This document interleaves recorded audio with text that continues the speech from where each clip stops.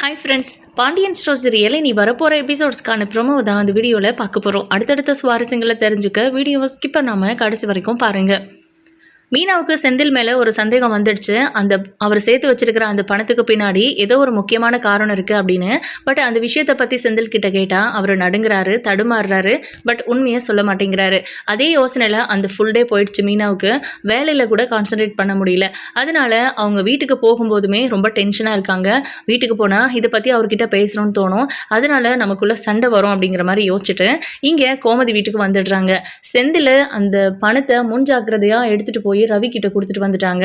அவருமே அந்த பணத்தை நானே வச்சுக்கிறேன், நீங்க ஒரு அமௌண்ட் சேர்ந்ததுக்கு அப்புறம் சொல்லுங்க, ஏதாவது வீடோ இல்ல இடமோ வந்துச்சுன்னா நம்ம அது மேல இன்வெஸ்ட் பண்ணிடலாம். அப்புறம் மீனா ஒன்றும் அது வேண்டான்லாம் சொல்ல மாட்டா. காசு பணத்துக்கு ஆசைப்படாதவங்க இந்த காலத்துல யார் இருக்காங்க அப்படிங்கிற மாதிரி சொல்றாரு. இதுவும் சரிதான் அப்படின்னு செந்தில் அந்த பணத்தை எடுத்துட்டு போய் அங்க சேஃப்டியா வச்சுட்டாரு. இப்போ செந்தில் வீட்டுக்கு போகிறாரு. அங்கே மீனாவை காணோம். எங்கே மீனாவை இன்னுமே காணுமே அப்படின்னு யோசிச்சுட்டு அவள் கேட்குற கேள்விகளுக்கு பயந்துக்கிட்டு தான் கொஞ்சம் லேட்டாக வந்தோம். இவ்வளோ நேரம் ஆகியும் மீனா வரலனா எங்கே போயிருந்திருப்பா, நமக்கு ஒரு ஃபோன் காலில் கூட பண்ணலையே அப்படின்னு யோசிச்சுட்டு செந்தில் மீனாவுக்கு கால் பண்ணுறாங்க. அவங்க அட்டன் பண்ணிவிட்டு சொல்லுங்க அப்படின்னு ரொம்ப சோர்வாக பேசுகிறாங்க. என்னாச்சு மீனா, ரொம்ப டயர்டாக பேசுகிற, எங்கே இருக்க நீ, வீட்டில் இல்லை, இன்னும் ஆஃபீஸ்லேயே இருக்கியா, வேலை முடியலையா, ஏதாவது எக்ஸ்ட்ரா டியூட்டியா, ஏதாவது ஆடிட் இருக்கா அப்படின்லாம் எக்கச்சக்க கேள்வி கேட்குறாரு. ஹலோ இருங்க, கேள்வி கேட்டால் பதில் சொல்கிறதுக்கு டைம் கொடுங்க அப்படின்றாங்க. சரி எங்கே இருக்க அப்படின்னு. நான் வீட்டில் தான் இங்கே இருக்கேன் அப்படின்றாங்க. இதுதானே வேணாங்கிறது, நான் தான் வீட்டில் இருக்கேனே, வீட்டுக்கு வந்துட்டு தான் நான் உனக்கு ஃபோன் பண்ணேன் அப்படின்னு சொல்கிறாங்க. நான் நம்ம வீட்டில் இருக்கேன் அப்படின்னு. நானும் நம்ம வீட்டில் தான் இருக்கேன் அப்படின்னு சொல்கிறாங்க. நீங்கள் கோட்ரஸில் இருக்கீங்க, நான் வீட்டில் இருக்கேன் அப்படின்னு. ஓ அப்படி சொல்கிறியா, ஏன் அங்கே போயிட்ட அப்படின்னு பதறாரு. ஏன் உங்களுக்கு இவ்வளோ பதற்றமாகுது அப்படின்னு கேட்குறாங்க. இல்லை திடீர்னு அங்கே போயிருக்கியா, அதான் நான் காசு சேர்த்து வச்சிருக்கிறது யார்கிட்டயா சொல்லிட போகிறேன் அப்படின்றாங்க. இல்லை இல்லை அதை பற்றிலாம் நான் ஒன்றும் பேச மாட்டேன், அதுக்கெல்லாம் இன்னும் டைம் இருக்குது அப்படின்றாங்க. டைம் இருக்குன்னா அப்படின்னு கேட்குறாங்க. எனக்கு உங்கள் மேலே ஒரு சந்தேகம் இருக்குது, அந்த பணத்துக்கு பின்னாடி இருக்கிற காரணத்தை தெரிஞ்சுக்காம நான் வீட்டில் சொல்லிட முடியாது, ஒரு யூகத்தில் மட்டுமே நான் உங்களை தப்பாக நினச்சிட முடியாதுல்ல அப்படின்னு. இதே மைண்டில் இருமீனா, கண்டிப்பாக உனக்கு ஒரு நாள் இந்த பணத்துக்கு பின்னாடி இருக்கிற காரணம் உண்மை, நான் சொல்கிறது தான் உண்மைன்னு தெரிய வரும் அப்படின்றாங்க. நிஜமாவே அது நீங்கள் சேவ் பண்ண காசு தானா அப்படின்னு. அட இதில் என்னம்மா உனக்கு சந்தேகம் அப்படின்னு கேட்குறாங்க. சரி சரி ஓகே அப்படின்ட்டு. சரி வா வீட்டுக்கு ஏன் வரல அப்படின்னு கேட்குறாங்க. நான் இன்னைக்கு இங்கேயே ஸ்டே பண்ணிக்கிறேனே அப்படின்னு கேட்குறாங்க மீனா.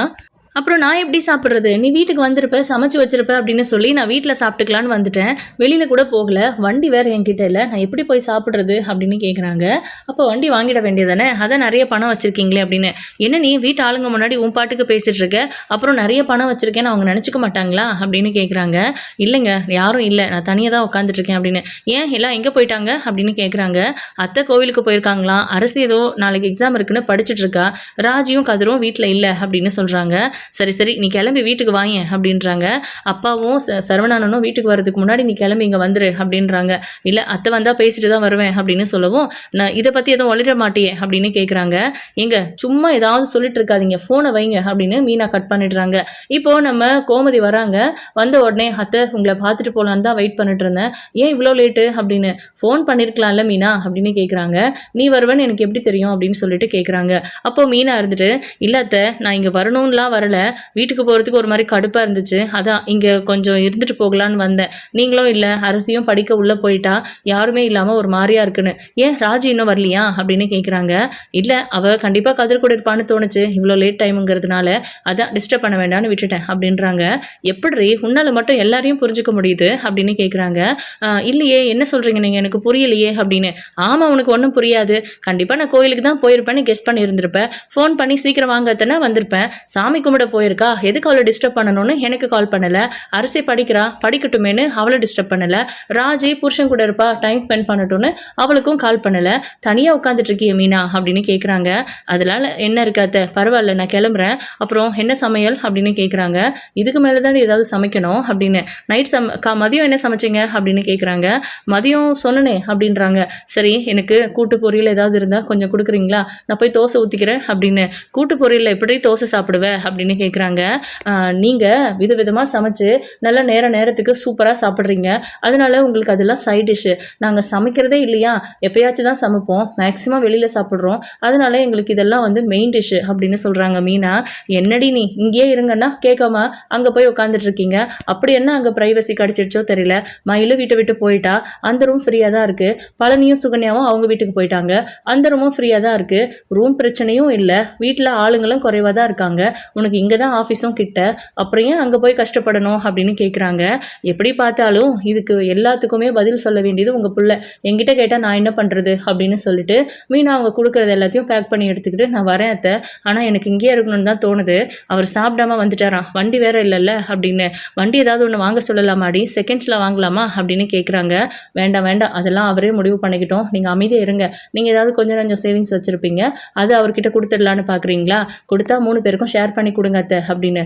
அதனடி 3 பேர் அப்படின்னு கேட்குறாங்க. நீங்கள் 3 ஆம்பளை பிள்ளைய பார்த்தீங்கல்ல, அவங்கள தான் சொல்கிறேன் அப்படின்னு. அப்போ பொம்பளை பிள்ளைங்க எங்கே போகிறது, மருமகள்கள் எங்கே போகிறது அப்படின்றாங்க. அத்தை லிஸ்ட்டு நீண்டுக்கிட்டே போகுது, விடுங்க நீங்கள் என்னமோ பண்ணுங்கள், நான் கிளம்புறேன் அப்படின்னு மீனா ஆட்டோ வர சொல்லி கிளம்பி போயிடுறாங்க. செந்தில் வந்து பதற்றமாகவே இல்லை, நார்மலாக இருக்கார். இதுவே வந்து மீனாவுக்கு சந்தேகத்தை அதிகப்படுத்துது. கிச்சனுக்கு போகிறாங்க, மாவு கரைச்சி தோசை ஊற்றுறாங்க. என்ன வரும்போதே மாவு வாங்கிட்டு வந்துட்டியா அப்படின்னு. ஆமாம், திரும்ப போய் வாங்கிட்டு வாங்கன்னு சொன்னேன், என்ன வாங்கிட்டு வர போகிறீங்க, வரும்போது வாங்கிட்டு வந்திருக்கலாமேன்னு கேட்பீங்க அப்படின்ற. சரி தோசை ஊத்து, பசிக்குது அப்படின்றாரு. அதுக்கப்புறம் அந்த பணத்தை பத்தி கேட்கலாமா அப்படின்னு யோசிக்கிறாங்க. இல்ல வேண்டாம் அப்படின்ட்டு. சரி நீங்க போயிட்டு ரெஃப்ரெஷ் ஆயிட்டு வாங்க, நான் வந்து தோசை ஊத்தி எடுத்துட்டு வந்து டைனிங் டேபிள்ல வைக்கிறேன் அப்படின்றாங்க. ஏன் நீ ரெஃப்ரெஷ் ஆகலையா, வந்ததும் வராததுமா கிச்சனுக்கு போயிட்ட அப்படின்னு கேட்குறாங்க. ஏற்கனவே லேட் ஆகிடுச்சு, பசிக்குதுன்னு சொன்னீங்க, தோசையை ஊற்றி வச்சுட்டு அதுக்கப்புறம் போய் நான் ரெஃப்ரெஷ் ஆகிக்கிறேன் அப்படின்னு சொல்கிறாங்க. சரி மீனா சமத்து அப்படின்னு சொல்லிட்டு அவருக்கு வாஷ்ரூம் போயிடுறாரு. இங்கே மீனா தோசையை ஊற்றி முடிச்சுட்டு டைனிங் டேபிள் எடுத்து வச்சுட்டு செந்தில் வராரா இல்லையான்னு நோட் பண்ணிவிட்டு போய் கபோர்டு ஓப்பன் பண்ணிக்க பார்க்குறாங்க, எவ்வளோ பணம் இருக்குன்னு செக் பண்ணுறதுக்கு. ஆனால் அங்கே பணத்தை காணும். என்னடா பணத்தை காணுமே, காலையில் தான் பார்த்துமே, என்ன ஆயிருக்கும், நம்ம கேட்டதுமே வேற எங்கேயும் எடுத்து வச்சிருக்காருன்னா அப்போ என்ன நடந்திருக்கும், ஒருவேளை வச்சுட்டாரா அப்படின்னு கேட்குறாங்க, யோசிக்கிறாங்க. இப்போ டைனிங் டேபிளில் போய் நின்றுட்டு இருக்காங்க. செந்தில் வராரு. என்ன மீனா சாப்பிடலாமா அப்படின்னு. நீங்கள் ரெஃப்ரெஷ் ஆகிட்டீங்க, நான் ஆக வேண்டாமா, நான் போயிட்டு வந்துடுறேன் அப்படின்ட்டு மீனா உள்ளே போகிறாங்க. அவங்க போயிட்டு ஒரு 5 to 10 மினிட்ஸ்க்குள்ளே வந்துடுறாங்க. என்னங்க இன்னும் சாப்பிட்டு முடிக்கலையா, சாப்பிட்டுட்டு சீக்கிரமாக தூங்கினா காலையில் கொஞ்சம் சீக்கிரமாக எந்திரிக்க முடியும்ல அப்படின்றாங்க. வா மீனா 2 பேரும் பேசிக்கிட்டே உட்காந்து சாப்பிடலாம் அப்படின்றாங்க. சரி ஓகே அப்படின்னு மீனாவும் பக்கத்தில் போய் உட்காந்து சாப்பிட ஆரம்பிக்கிறாங்க. இப்போது செந்தில் வந்து ஆரம்பிக்கிறாரு பேசுறதுக்கு. ஏன் மீனா நம்ம சீக்கிரமாகவே ஒரு இடத்த வாங்கி வீடு கட்டணும் அப்படின்றாங்க. சாரோட சம்பளத்தை வச்சு வீடு கட்டணும் அப்படின்னா அதுக்கு கொஞ்ச நாள் ஆகும். கொஞ்ச நாள்னா அதை நான் கணக்கிட்டு சொல்ல விரும்பலை. ஒருவேளை லோனு அது இதுன்னு ஏதாவது ட்ரை பண்ணிங்கன்னா வாழ்நாள் முழுக்க லோன் கட்ட வேண்டியிருக்கும். இல்லை வீடு கட்டினதுக்கப்புறம் வீட்டு மேலே லோன் போட்டுக்கலாம் அப்படின்னு நினச்சிங்கன்னா கண்டிப்பாக அதுவுமே நம்ம பிள்ளைங்க கூட அந்த லோனை கட்ட வேண்டி வரும். தயவு செஞ்சு அந்த பிளானே வேண்டாம். இப்போதைக்கு நமக்கு மாமாவோட வீடு இருக்குது, அதுக்கு மேலே எங்கள் அப்பாவோட வீடு இருக்குது. நம்ம வீடு எல்லாருக்கும் ஷேரு, பட் எங்கள் அப்பாவோட வீடு எனக்கு மட்டும்தான். அதனால நம்ம வீடு வாங்குறத பற்றியோ இடம் வாங்குறத பற்றியோ யோசிக்க வேண்டாம். இப்போ உங்களுக்கு எமர்ஜென்சியாக வர வேண்டியது வண்டி. ஆமாம் எங்கே அங்கே வச்சு பணத்தை காணும் அப்படின்னு கேட்குறாங்க. உடனே அவருக்கு பொறையேறுது. என்னாச்சுங்க தண்ணி குடிங்க அப்படின்னு மீனா எடுத்து கொடுத்துட்டு, என்னாச்சு வண்டி வாங்கலாம் அப்படின்னு பேசினா நீங்கள் என்னமோ புறையிறது அதுக்கு போய் அப்படின்னு கேட்குறாங்க. இல்லை வாங்கிடலாம் அப்படின்றாரு. இல்லை நான் ஒன்று கேட்கணும் உங்ககிட்ட அப்படின்றாங்க மறுபடியும் மீனா. என்னது அப்படின்னு. அதான் முன்னையே கேட்டனே, அங்கே இருந்த பணம் எங்கே காணுமே அப்படின்னு. மறுபடியும் அது எதுக்கு பார்த்த அப்படின்னு கேட்குறாங்க. எனக்கு இப்படி ஏதாவது பண்ணுவேன்னு தெரிஞ்சுதான் அந்த பணத்தை எடுத்து ஒளிச்சு வச்சுட்டேன் அப்படின்னு சொல்கிறாங்க. ஒளிச்சு வச்சிட்டிங்களா, என்ன சொல்கிறீங்க அப்படின்னு கேட்குறாங்க. ஆமாம் ஒளிச்சு வச்சுட்டேன், இந்த வீட்டில் தான் இருக்குது, உன்னால் கண்டுபிடிக்க முடியாது. அது பார்த்தீங்கன்னா இவ்வளோ சேர்த்துட்டேனா அப்படின்னு நீ ஏதாவது கண்ணு வச்சுடுவ, அது அப்படியே தனியாக இருக்கட்டும் அப்படின்னு. எனக்கு இப்போதாங்க உங்கள் மேலே சந்தேகம் அதிகமாகுது அப்படின்றாங்க. இங்கே பாரு வீணா, தேவையில்லாமல் இந்த குறுக்கு விசாரணைலாம் பண்ணாத. சாப்பிட உட்காந்துருக்கியா, சாப்பிட்டு முடிச்சுட்டு அடுத்த வேலையை பாரு. உன்னால் சேவிங்ஸ் பண்ண முடியல அப்படிங்கிறதுக்காக யாராலையும் பண்ண முடியாதுன்னு அர்த்தமா? அதெல்லாம் நான் பண்ணிட்டேன். இப்போது நான் அங்கே எடுத்துகிட்டு வந்து வச்சிருக்கிற பணம் கண்டிப்பாக முழுச என்னோட பணம் கிடையாது. நான் சீட்டு போட்டிருக்கேன், முன்னாடியே சீட்டு எடுத்துட்டேன், இன்னும் சீட்டு கட்டி முடிக்கணும்ல அப்படின்றாங்க. ஏதோ சொல்கிறீங்க, ஆமாம் அங்கே எம்பிட்டு பணம் இருக்குது அப்படின்னு. அதெல்லாம் சொல்ல முடியாது, நான் முழுசாக என்னோட டார்கெட்டை அச்சீவ் பண்ணதுக்கப்புறம் தான் அந்த அமௌண்ட்லாம் சொல்லுவேன் அப்படின்றாங்க. என்னவோ பண்ணி தொலைங்க அப்படின்னு சாப்பிட்டு முடிச்சுட்டு போயிட்டு கிச்சனில் வேலை பார்த்துட்ருக்காங்க. இவகிட்ட போய் பேசினோம்னா மறுபடியும் நம்மளை டென்ஷன் பண்ணுவா அப்படின்னு அவர் பாட்டுக்கு போய் படுத்துட்டு ஃபோன் பார்த்துட்ருக்காரு. மீனா வராங்க அப்படின்னு தெரிஞ்சதுமே ஃபோனை அப்படியே ஆஃப் பண்ணி வச்சுட்டு தூங்க ஆரம்பிச்சிடுறாங்க. ஆக்டிங் பண்ணுறாங்க. மீனாவுக்கு தெரியும் அவர் ஆக்டிங் பண்ணுறாரு அப்படின்னு. இருந்தாலும் எதுவும் பேச வேண்டாம்னு சொல்லி அவர் பக்கத்து பக்கத்தில் போய் தூங்காமல் சோஃபாலே படுத்துடுறாங்க. நல்ல வேலை அவன் அங்கேயே இருக்கட்டும், நல்ல விஷயம்தான் அப்படின்னு யோசிச்சுட்டு இவரும் தூங்கிடுறாரு. அடுத்த நாள் காலையில் மீனா ரொம்ப லேட்டாக வந்திருக்கிறாங்க. ஏன்னு கேட்டால் நைட்லாம் சரியாக தூங்கலைன்னு சொல்கிறாங்க. சரி எனக்கு ஆஃபீஸ்க்கு டைம் ஆச்சு, எனக்கு ஏதாவது கொடுப்பியா அப்படின்னு. அடி வேணா 2 கொடுக்குறேன் அப்படின்றாங்க. என்னடி காஃபியோ டீயோ இல்லை சாப்பாடோ கொடுப்பியான்னு கேட்டேன் அப்படின்றாங்க. இல்லைங்க நீங்கள் எல்லாமே வெளியில் பார்த்துக்கோங்க, நான் அத்தைக்கிட்ட போகிறேன் அப்படின்னு. என்னடி நைட் நம்ம பேசினதை பற்றி அங்கே போய் சொல்ல போறியா அப்படின்னு. இல்லை அதெல்லாம் ஒன்றும் சொல்ல மாட்டேன், நீங்கள் போங்க, இதை பற்றி எல்லாம் சொல்கிற அளவுக்கு நான் ஒன்றும் முட்டாள் இல்லை அப்படின்றாங்க. இப்போ செந்தில் ஆஃபீஸ் போகிறாரு. அங்கே பார்த்தீங்கன்னா இவர் கொஞ்சம் கூட எதிர்பார்க்காத மாதிரி மறுபடியும் ஒரு பெரிய அமௌண்ட்டாக அவர் கைக்கு வரப்போகுது. அதை பற்றி தான் அந்த ஆஃபீஸில் இருக்கிற பியூன்லாம் பேசிகிட்டு இருக்காரு. ஆனால் ரைடு வருவாங்கன்னு கெஸ் பண்ணல. அந்த பணத்தை எடுத்துகிட்டு வந்து ட்ராவில் வைக்க போகிறாங்க. இதை நீ பேக்கெட்லேயே வச்சுக்க, நான் அப்புறம் வாங்கிக்கிறேன் அப்படின்னு செந்தில் சொல்லிட்டாரு. அப்போ ரைடு வந்துட்டாங்க. அவங்க வரும்போது பயங்கர டென்ஷன் ஆகுறாரு நம்ம செந்தில். அதுக்கப்புறம் ஃபுல்லாக எல்லாரையும் செக் பண்ணுறாங்க. ஒருத்தர் மட்டும் 20,000 ரூபாய் வந்து லஞ்சம் வாங்கியிருக்காரு அப்படிங்கிறத கையும் களவுமாக பிடிச்சிடுறாங்க. அவர் ட்ராலே பணத்தை வச்சுருந்துருக்காரு. உடனே அவருக்கு வார்னிங் கொடுக்குறாங்க. இது ஃபஸ்ட்டு டைம், உங்களுக்கு வந்து சஸ்பென்ஷன் கிடைக்கும். மறுபடியும் நீங்கள் இதே பண்ணிட்டு இருந்தீங்கன்னா கண்டிப்பாக உங்களுக்கு ஜெயில் தண்டனை தான் அப்படிங்கிற மாதிரி. இதுக்கு முன்னாடி நீங்கள் லஞ்சம் வாங்கினீங்க அப்படின்னு கையும் களவுமாக பிடிச்சதுனால தான் 2வது முறையாக இங்கே வந்திருக்கீங்க. இப்போ மறுபடியும் இதையே பண்ணிட்டு இருக்கீங்க. அடுத்த டைம்லாம் உங்களுக்கு டிஸ்மிஸ் தான் அப்படின்னு சொல்லிட்டு இருக்காங்க. அதே நேரம் அந்த விஷயத்தை இவர் பார்க்கும்போது இவருக்கு நடக்கிற மாதிரியே தோணுது. இந்த வேலைக்கு நம்ம 10 லட்ச ரூபாய் பணம் கட்டியிருக்கோம், லஞ்சம் கொடுத்து வேலை வாங்கியிருக்கோம்னு தெரிஞ்சாலே நம்மளை அரெஸ்ட் பண்ணிடுவாங்க. இதில் நம்ம லஞ்சம் வேற வாங்கிட்டு இருக்கோமே அப்படின்னு செந்திலுக்கு உடம்பெல்லாம் நடுங்க ஆரம்பிச்சிடுச்சு. அதுக்கப்புறம் ஆஃபீஸர் கிட்ட போயிட்டு, சார் இன்னைக்கு எனக்கு ஆஃப் டே லீவ் வேணும் அப்படின்னு கேட்குறாங்க. என்னாச்சு ரைடு பார்த்து பயந்துட்டிங்களா அப்படின்னு கேட்குறாங்க. இல்லை சார் வீட்டில் ஒரு விசேஷம் அப்படின்னு. என்ன விசேஷம் அப்படின்னு கேட்குறாங்க. எங்கள் அண்ணன் ஒய்ஃபுக்கு வளைகாப்பு அரேஞ்ச் பண்ணியிருக்காங்க அப்படின்னு பொய் சொல்கிறாரு. அப்படியா, சரி ஓகே அப்படின்னு சொல்லிட்டு ஓகேன்னு அனுப்பி விட்டுடுறாங்க. இப்போ செந்தில் வந்து வீட்டுக்கு போகிறாரு, அதாவது பாண்டியனோட வீட்டுக்கு. அங்கே வந்து எல்லாரும் பயங்கர கோவத்தில் இருக்காங்க. ஆக்சுவலாக செந்திலோட ஆஃபீஸில் ரைடு நடந்த விஷயம் மீனாவுக்கும் தெரிஞ்சிருக்கு. அவங்க வீட்டில் இருக்கவங்ககிட்டயும் இதை பற்றி பேசுகிறாங்க. அப்படி பேசினதுனால தான் அவர் காசு வச்சுருந்தாருங்கிறத மீனா சொல்ல வேண்டியதாயிருச்சு. செந்தில் உள்ளே போன உடனே நம்ம பாண்டியன் கேட்குறாரு, என்ன காரியண்டா பண்ணி வச்சிருக்க நீ அப்படின்னு. நான் என்னப்பா பண்ணேன் அப்படின்னு. வீட்டில் ஏதோ காசு நிறைய பணம் வச்சுருந்தியாமா, அதை பற்றி கேட்டால் அதை மீனாவுக்கே தெரியாமல் ஒளிச்சு வச்சுட்டேன்னு சொல்லியிருக்க, லஞ்சம் வாங்கினியாடா அப்படின்னு கேட்குறாங்க. பா அப்படிலாம் ஒன்றும் இல்லை, அவள் ஏதோ வளரிட்டு இருக்கா அப்படின்றாங்க. இன்னைக்கு உங்கள் ஆஃபீஸில் ரைடு வந்தாங்க தானே அப்படின்னு கேட்குறாங்க. ஆமாம் அப்படின்ட்டு. நான் தான் அந்த பணத்தை பற்றி யாருக்கிட்டையும் சொல்லக்கூடாதுன்னு சொல்லியிருந்தேன்ல, எதுக்கு வந்து சொன்னேன் அப்படின்னு கேட்குறாங்க. அப்புறம் ஏன் நீங்கள் ஆஃப் டே லீவ் போட்டு வந்திருக்கீங்க அப்படின்னு. இல்லை எனக்கு ஒரு மாதிரி இருந்துச்சு, நீ இங்கே இருக்கேன்னு சொன்னேன், சரி நல்ல சாப்பாடு சாப்பிடலான்னு வந்தேன், இது ஒரு தப்பா அப்படின்னு. டேய் பொய் சொல்லாத, உன்னை பற்றி எனக்கு தெரியாதா அப்படின்றாரு பாண்டியன். சொல்லுடா எதுக்குடா லஞ்சம் வாங்கினேன், லஞ்சம் கொடுத்து வேலைக்கு போனதே குற்றம் தான், இப்போது லஞ்சம் வேற வாங்க ஆரம்பிச்சிருக்க, இதுக்கு மேலேயெல்லாம் உன்னை சும்மா விட முடியாது, நீங்கள் கோட்ரஸை காலி பண்ணிட்டு வந்து இங்கேயே இருங்க, ஏன் கண்ணு முன்னாடி இருக்கணும் அப்படின்னு சொல்கிறாங்க. எதுக்குப்பா தேவையில்லாமல் பேசிகிட்டு இருக்கீங்க, அதெல்லாம் முடியாது, திரும்பவும் இந்த வீட்டுக்கு வரதெல்லாம் ஆகவே ஆகாது. நான் கொஞ்சம் பணம் சேர்த்துட்ருக்கேன், சீக்கிரமாகவே நான் ஒரு வீடோ இல்லை பங்களாவோ வாங்க போகிறேன். அதுக்கப்புறம் நீங்கள் எல்லாரும் வேணும்னா அங்கே வந்துடுங்க. அப்போ நீங்கள் நினச்சிக்கிட்டா வீட்டை விட்டு வெளியே போங்க, இது நான் கட்டின வீடுன்னு சொல்ல முடியாதுல்ல அப்படின்றாரு. இந்த திமிர் பேச்சுக்கெல்லாம் காரணம் என்ன, உங்ககிட்ட அதிகமாக பணம் புழங்குதுன்னு அர்த்தம், அதனால தானே இப்படியெல்லாம் என்கிட்ட பேச்சுவார்த்தை நடத்திக்கிட்டு இருக்கிற அப்படின்னு கேட்குறாங்க. இப்போ என்னப்பா உங்களுக்கு பிரச்சனை அப்படின்றாங்க. என்னடா திரும்ப திரும்ப ஏன் பிரச்சனைன்னு பேசிகிட்டு இருக்க, இது உன்னோட பிரச்சனை, இதை எப்படி நீ சரி பண்ண போகிற, அதை முதல்ல சொல்லு அப்படின்றாங்க. ரைடு வந்தாங்கல்ல, உங்கள் ஆஃபீஸ்லேருந்து ஒருத்தவங்க மாட்டினாங்களாமே, நீங்கள் மாட்டுறதுக்கு எவ்வளோ நேரம் ஆகிடும் அப்படின்றாங்க.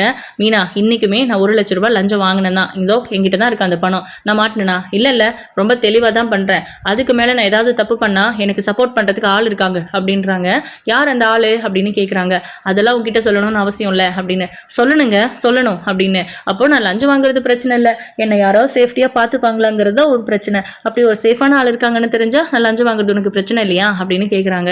பாண்டியன் கண்ணத்தில் பல்லார்னு ஒரு அரை அரைஞ்சிடுறாங்க. சார் செந்தில, என்னடா காரியம் பண்ணிட்டு இருக்க நீ பண்ணிட்டு இருக்கிறத பொண்டாட்டி கேட்கதான் செய்வா, அவளை மதிச்சு நீ நடக்கணும், உன்னை மதிச்சு அவள் நடக்கணும், புருஷன் பொண்டாட்டினா ஒருத்தருக்கு ஒருத்தர் அனுசரணையா இருக்கணும், உன் பேச்சை அவளும் கேட்கணும், அவளோட பேச்சை நீயும் கேட்கணும், என்னடா வாழ்க்கை வாழ்ந்துட்டு இருக்கீங்க நீங்க, லஞ்சம் வாங்கினதே தப்பு, லஞ்சம் வாங்கினு தைரியமா வேற சொல்ற அப்படின்னு கேட்குறாங்க. பா அதெல்லாம் ஒன்றும் ஆகாதுப்பா, எல்லாருமே வாங்குறாங்க, ஒரு கையெழுத்து போட்டதுக்கு 1 லட்ச ரூபாய் கொடுத்துருக்காங்க, இந்த மாதிரி எவ்வளோ பேர், நான் செய்யலைன்னா இன்னொருத்தன் செஞ்சுட்டு போயிட்டே இருப்பான்ப்பா. அப்புறம் ஏன் அந்த விஷயத்த நான் லூஸ் பண்ணணும்? எனக்கு அந்த பணம் தேவைப்படுது, நான் வாங்குறேன். பணத்துக்காக நான் எவ்வளோ அவமானப்பட்டிருக்கேன்னு மீனாவுக்கு கூட தெரியும்ப்பா, உங்களுக்கு தெரியாது. ஏன்னா அவமானப்படுத்தினதே நீங்க தானே அப்படின்றாங்க. இப்போ எதுக்கு அவர்கிட்ட வாய்ஸை வசதி பேசிட்டு இருக்கீங்க அப்படின்னு மீனா கேட்குறாங்க. இப்போ என்ன மீனா உனக்கு பிரச்சனை? நான் அந்த பணத்தை பற்றி யாருக்கிட்டையும் சொல்லக்கூடாதுன்னு சொல்லியும் நீ வந்து இங்கே சொல்லி வச்சிருக்க அப்படின்னு. சரிடா, இப்போ அந்த பணம் எங்க அப்படின்னு கேட்குறாங்க.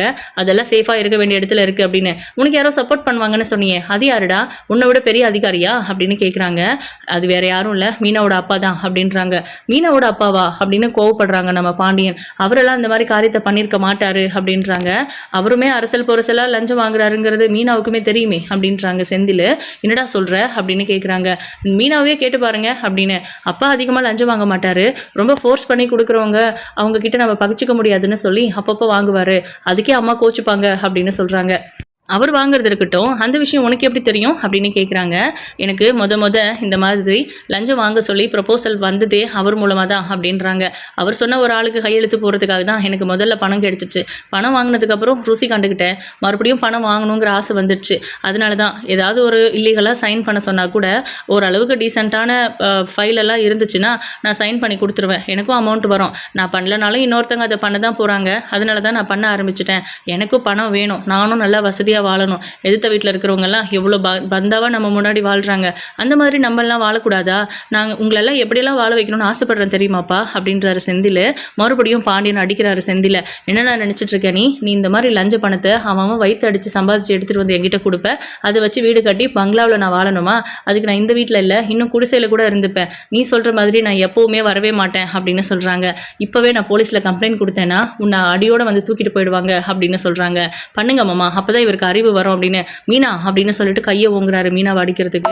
மீனா செம்ம டென்ஷன் ஆகிடுறாங்க. அதே மாதிரி தான் பாண்டியனும் கடுப்பாகிறாரு. அது என்னடா பொம்பளை புள்ளிய கை ஓங்குற அடிக்கிறதுக்கு அப்படின்னு கேட்குறாங்க. அப்பா எங்கள் பிரச்சனையை நாங்கள் பார்த்துக்குறோம், நீங்கள் உள்ளே வராதிங்க அப்படின்னு.